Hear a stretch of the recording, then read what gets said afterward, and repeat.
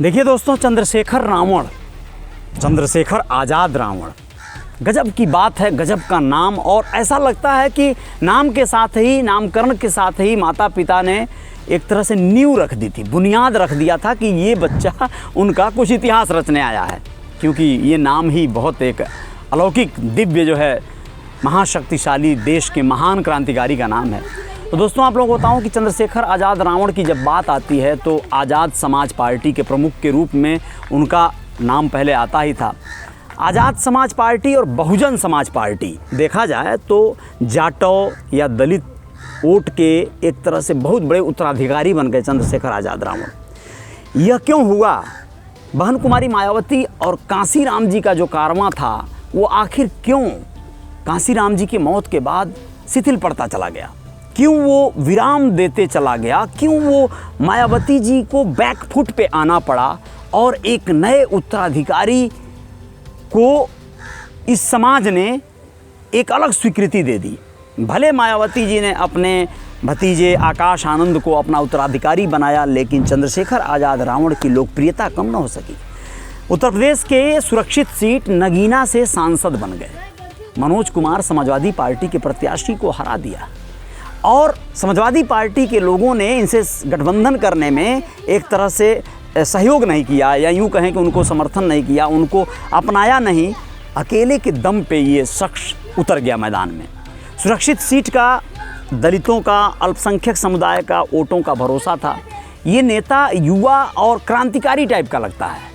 चंद्रशेखर आज़ाद अपने आप में जो मूँछों पे ताव देकर चलना, और एक बैनर, एक बोर्ड बहुत ज़्यादा वायरल हुआ करता था कुछ वर्षों पहले दोस्तों, द ग्रेट चमार, यानी खुद को द ग्रेट बनाना होगा, कहना होगा, करना होगा, और फ़क्र के साथ हमें अपने जाति पर अभिमान करना होगा।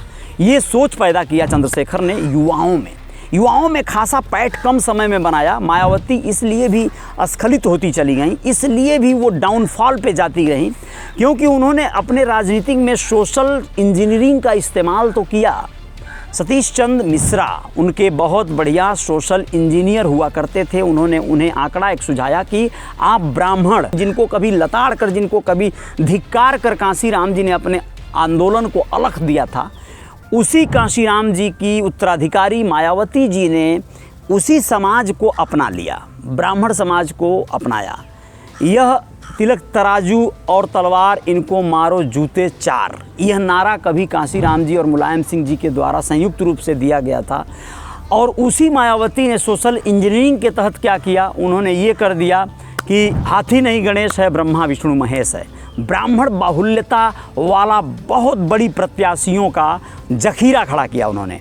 ये सोशल इंजीनियरिंग था उनका कि हम राजनीति तो करेंगे दलित समाज का, उत्थान करेंगे दलितों का, लेकिन हमारे जो विधायक और मंत्री बनेंगे वो रहेंगे ज़्यादा सवर्ण। ये टेक्निक चली, लेकिन एक सत्र तक चल पाई, उसके बाद फीकी पड़ती गई। लेकिन उसी एक सत्र में मायावती जी ने कोई कोर कसर नहीं छोड़ा।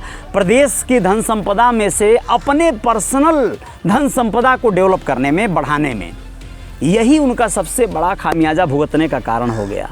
उनका कोई अपना परिवार तो नहीं था, कि कोई बच्चे नहीं थे, पति नहीं थे, घर परिवार ऐसा नहीं था, लेकिन उन्होंने न जाने किसके लिए ये झोल झपाटे कुछ न कुछ उनके ऊपर लगते रहे एलिगेशन। ये एलिगेशन लगाने में उन्होंने अपनी साख गिराई। धीरे धीरे लोग टूटे, टिकट के बदले में पैसे जो डिमांड होते रहे, बर्थडे पर जो है उनको गिफ्ट देने का जो सिलसिला चलता रहा, एक कुर्सी लगती थी और सब लोग नीचे बैठते थे। ये सब मायावती जी का तानाशाही रवैया लोगों को धीरे धीरे रास आना बंद हो गया।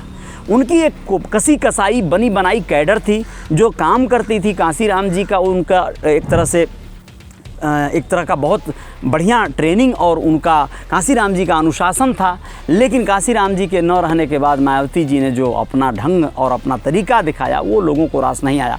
ऐसे ही समय पर कोई निकल के आता है जो इस मौके का लाभ उठाता है, और वो उसी समाज का अगर तेज तर्रार पढ़ा लिखा कोई एजुकेटेड बंदा हो तो फिर बात कुछ और हो जाती है। और यही हुआ रावण के साथ। चंद्रशेखर आज़ाद रावण ने अपने आप को दलितों का एक नया नेता के रूप में प्रेजेंट किया, उनकी समस्याओं पर बढ़ चढ़कर हिस्सा लिया, भाग दौड़ कर पहुँच गया। विगत कुछ महीनों पहले उनके ऊपर जानलेवा हमला हुआ था बागपत साइड में, आप लोगों को पता होगा, और उस हमले से और सिंपैथी बढ़ गई। अपने नेता के जान माल को खतरा देखकर ये समाज और एकाकार होता नजर आया। आने वाले वक्त में चंद्रशेखर आज़ाद रावण और मजबूत होते नजर आएंगे और दहाड़ते नजर आएंगे। मायावती की साख गिरी है, वो गिरी रहेगी। वो अलग बात है कि वहाँ पर आकाश आनंद को भी कुछ लोग तवज्जो देते हैं। उनके संभाषण को देखते हुए मायावती ने उनको अपने उत्तराधिकारी पद से खारिज कर दिया था। ऐन लोकसभा 2024 के चुनावों के दरमियान ही फिर उन्होंने बहाल कर दिया उनके पद को। तो देखने वाली बात होगी कि आगे आने वाले वक्त में कौन बन के उभरता है दलितों का असली नेता, आकाश आनंद या फिर चंद्रशेखर आज़ाद रावण।